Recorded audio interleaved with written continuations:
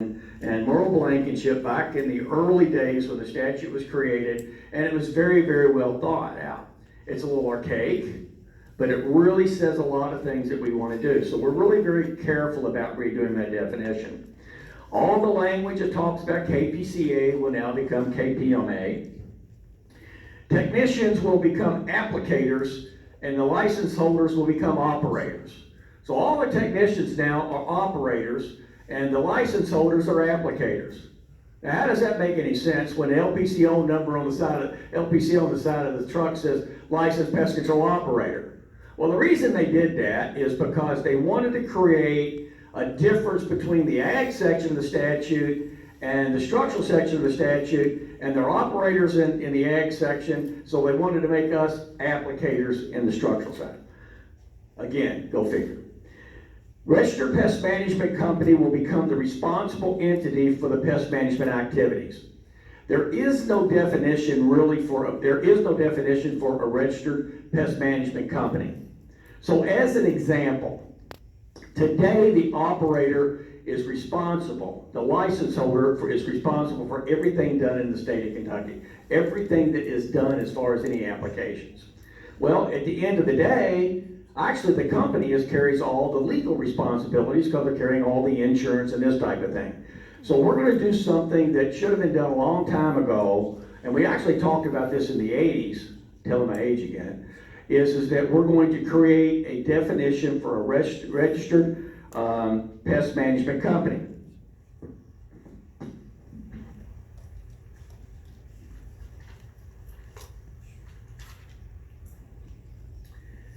That will be the entity that is responsible for everything being done in the state of Kentucky. Most everything I've talked about is pretty much in agreement with the discussions we've had at KDA so far. They're very, very agreeable to what they're doing. Yes, Chris? Essentially, you're making a business entity responsible for activities of the company in the pesticide application. Now, is there going to be a requirement for a license? Stay with me. There will be a designated licensed operator for every registered pest management company. There can be multiple operators within a company, but just like a company, a corporation has a registered agent, right? So if you get sued, you get served. Well, okay, that will be the person that will get a violation, but it will actually go to the company. That is the thought process as of right now. But there can be multiple operators with any given company. Again, the technician levels, the certified people now, will become applicators. That's the way it is in turf and ornamental today. There will be a definition created for branch manager. Originally, KDA had suggested that we have an operator in every branch office. So as an example, if Terminix has 5 offices, there would have to be a licensed operator in every office.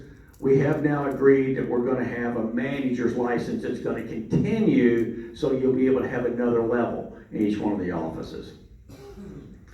The office will be the headquarters for a registered structural pest management company. Now, that's pretty easy for most of us because the office is right registered here. So OPC, even though it's a wholly owned subsidiary of Rollins, still our office is in Louisville. That will be the office. But as an example, there may be companies that have an office outside of the state where you have people that work remotely, and that will have to, we're trying to further define that now. Direct on-the-job supervision.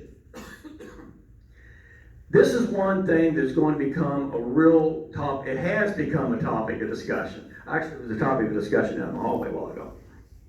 Currently, it's full-time supervision. And basically, full-time supervision means that if somebody is not certified, and you stay with me, Steve, see if you disagree with me, if they're not certified, i.e. licensed, which is what's going to be coming, as long as they were in contact, then by telephone or contact, they could actually apply pesticides and not be certified. Well, KDA is suggesting, and this is more on the guidelines of what EPA is looking for, they're looking for direct on-the-job supervision. So if you have a trainee that comes in, as long as they are in the presence of a certified applicator, they can perform services and apply pesticides. Does that make sense? I think the majority of the industry is doing that now.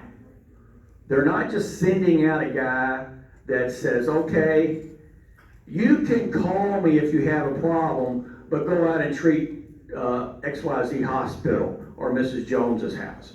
As a general rule, I think the industry as a whole is already doing direct on-the-job supervision. In the statute today, there's a thing called at least 30-day training for people under the 217B560. That is going to be removed. That's been somewhat abused, if you will. And what it says is that at least, how long is at least? Is it 10 days? Is it 60 days? Or is it 20 years? Completely ambiguous. And so that is something that they're looking to be able to take it out. And that would certainly, that language would be an issue in the EPA directive because it refers to full-time supervision. Oh, and also under the full-time supervision requirement that we currently have in the statute, it talks about a competent person. Okay, well, what is competent? Well, in my mind, a competent person is somebody that has already passed some sort of a test, an exam, or being able to show that you're competent. You certainly wouldn't want to go into court and say, oh, wait a minute, how would you be able to show that the guy was competent? Well, you really need some ability to be able to do that. But we're having further discussions, and candidly, that terminology of direct on-the-job supervision may turn out to be on-the-job supervision, something like that. I will tell you, KDA, Dana Feldman and Harlan Hatter and Mike Williams are working very, very closely and being very agreeable in this whole process. But they're in a timeline. We'd like to have this done by January so we can take it to the legislature, because this has to go through the full legislature, statutes due to be approved. There's going to be some definitions for commercial and non-commercial definitions. Basically under, it talks in terms of what's commercial and what's non-commercial. There's going to be some changes to the Pest Control Advisory Board. How many people know what the Pest Control Advisory Board is? Well, the Pest Control Advisory Board is made up of 2 people from the industry, one appointed by the governor, one is the president of KPMA, 2 people from the department, 2 people from the university, and 1 consumer representative that, by the way, we haven't had one for a long time. We're having a hard time finding somebody. But that is the entity that currently is reviewing the license application. So if you file for an application to take the LPCO exam, what happens is Steve gets them, he verifies them, makes sure everything's in place. Like as an example, your experience, you have to have 2 years experience. You have to have a background check that you could not have committed fraud or misrepresentation. Now you can murder somebody. You could have committed multiple rapes, but as long as you didn't commit fraud and misrepresentation, you can take the test. Well, by the way, we're going to change some of that language, as you can well imagine. So now what's going to happen, we're going to change that as a board, we don't need to see all those license applications that are okay. We're only going to review the ones that are that Steve has a concern about, and they're looking for cover somewhat to be able to say that it's okay or not okay for them to be able to take the test. By the way, I'm currently the chairman of the Pest Control Advisory Board. Eric is on it as president of KPMA, and Keith Smith will be coming on once he becomes president of KPMA. By the way, under the Pest Control Advisory Board, the PCAB, you have the right, if you have a violation, and you're not happy with the way the KDA disposed of that violation, and the way you think it was you being unfair, to appeal that to the advisory board. By the way, we don't make a final decision, we send it to the Commissioner of Agriculture.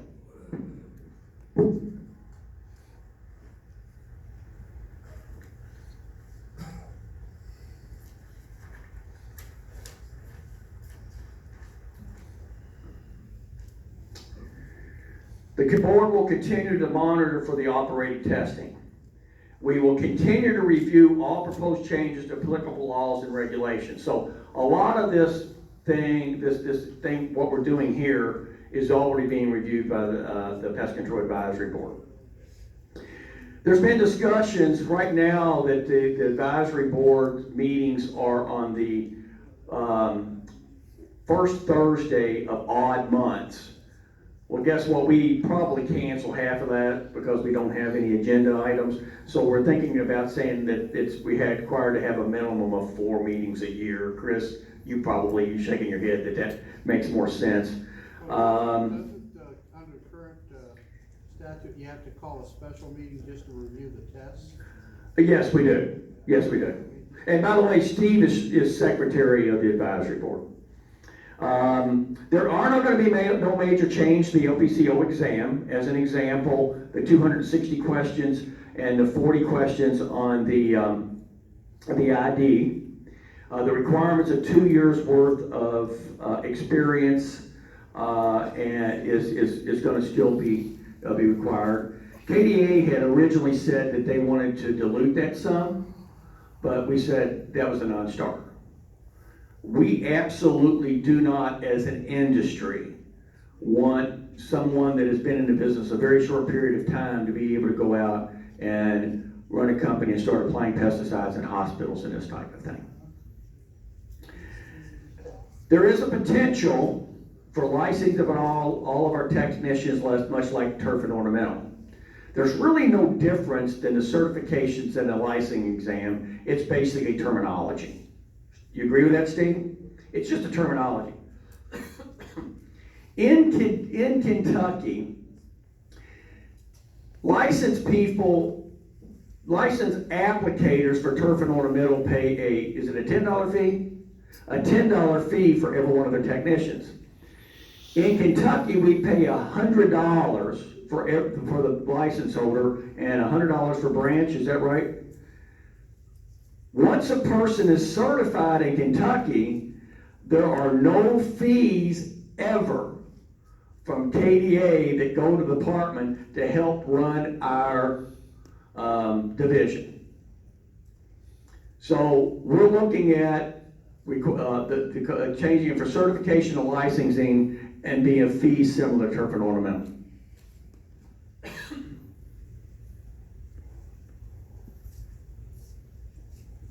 Anybody have heartburn over that?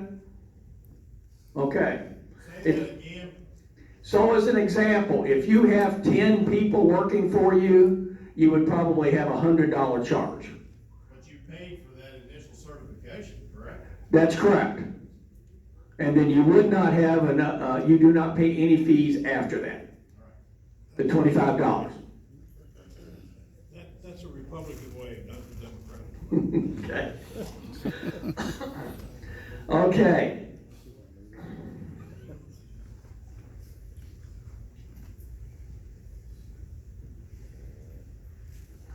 There is a conversation regarding KDA wanted to require operators, let's just say that you do not apply pesticide. How many owners do we have in here that never step out in the field and apply a pesticide? That never ever go out and apply a pesticide. Then you have the reserve license holder, well, my wife would be an example, that never goes out in the field to require these people to have a certification. Well, we're not quite, and have continuing credits. We're not sure we agree with that. We firmly believe that if in the event, if you're not applying pesticides, you shouldn't have to have that requirement. Now, we're in further discussions on that. I'm sure you have an opinion on that, Steve. Okay.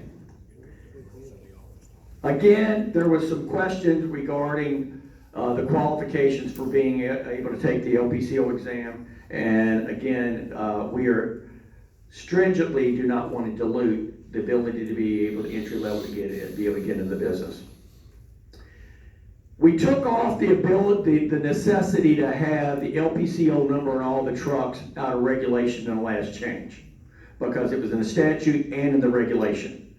We took it out of regulation, and the conversation is now, do we really need to have that, and is it really necessary? And KDA doesn't really think it's necessary, is what I'm understanding. So that may come out. Is it still a It's- violation if you don't have it? Do what? Yeah, right now it's a violation. Yeah, of course it is. It's a violation if you do not have your LPCO number on the truck. And it has to be, I think, does it have to be a certain size, Steve? Yeah, it's gotta be a certain size, you know? I mean, that's like living in a homeowner association, and your mailbox numbers have to be a certain size. We are extremely adamant that in our section of the statute, we want a provision for the prohibition of local regulation of pesticides. We call that preemption. Does everybody know what that means? That means that the city of Louisville could pass an ordinance saying that you couldn't use Termidor in the city of limits and circumvent KDA. Currently, there are only 2 entities in the state of Kentucky that are exempted from that. That's agriculture and silviculture, which is forestry, correct? So we're looking to make that entry in. We tried to do that at the federal level and didn't get it in the Farm Bill. So what we're trying to do now is get it in Kentucky statute, and this is going to be one of the most important things that we see in there. Because you really don't need every municipality being able to regulate pesticides. It's a mess if that happens. Haven't we already run into that problem? For example, when Fayette County restricted the use of diazinon several years ago, when you could actually use it, isn't that already taking place in multiple locations? Not really. To be honest with you, it's not really happening a lot. In fact, I don't remember the last time that it did happen in the state of Kentucky, because we get notifications from MPMA every time something like that comes up, and we're really not hearing that today. I haven't heard of one in a long, have you, Steve? One that comes off to me, and it kind of runs off on a tangent, is where cities, municipalities are requiring rental properties to be civilly inspected by a city ordinance inspector, and they are doing pest inspections. Frankfurt is one of them, to clear them for insects and bedbugs. They're currently doing it right now. That's a tangent, but it's very similar along those same lines. It's similar but not the same, because they're not registering a pesticide or allowing or disallowing the use of a certain pesticide. It's very similar to what they're doing in certain municipalities with the bed bugs, and doing different types of criteria for bed bugs. But I understand exactly where you're coming from. But that's probably out of KDA's purview, because they're in the business of regulating pesticides. But I actually completely agree with you. You know, we got a thing in Kentucky, in Louisville, with the Airbnbs, you know, that is becoming a mess. I was actually on the planning commission. We passed some of those things, and then it's gotten completely out of control since I left. There is going to be an insurance requirement in the new statute. How many people in the room knew that you did not have to have insurance to be in the structural pest management industry? Not many. When you tell people that, they say, "You mean to tell me you're going to treat our houses with termites, with a pesticide, and you don't have to have insurance?" Yes, ma'am. Now, does it make any sense? It was taken out, believe it or not, and most of the people in the room are too young to remember, in the early 80s. We went through a crisis in sundry reasons, or you couldn't get insurance for several reasons. both in our industry and other industries, and the decision was made to take it out.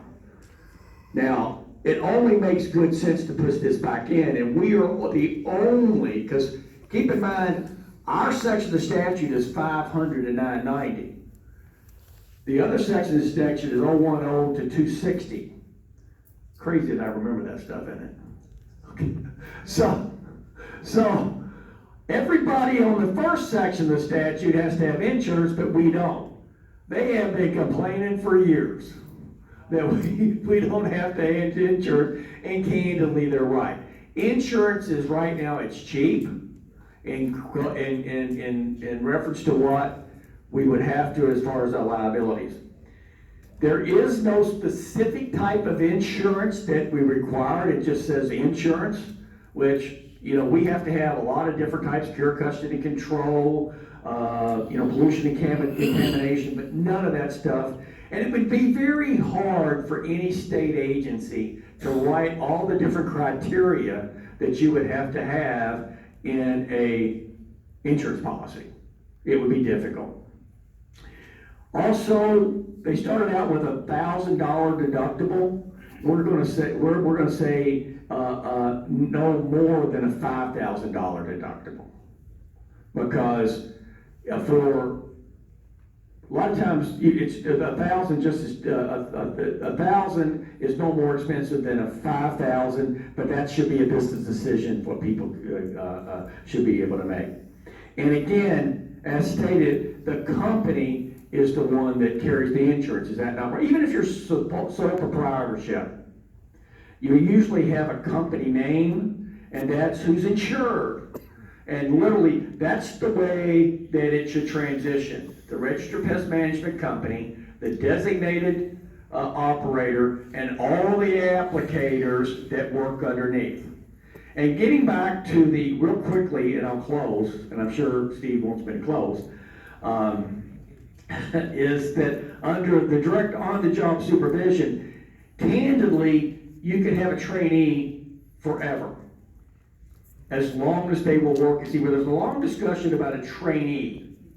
Well, why do we want to create a trainee that would have to be on the direct on-the-job supervision? We don't need that language. That if somebody is not going to pass the test, is just going to be part-time, as long as they're working for somebody. Let's just say they were doing a termite job and you're drilling the holes or just applying the product and you're still in there, then they're part-time. Maybe they're a school teacher in the summer that you use them. Maybe it's Billy Bob's brother-in-law that works in the summer.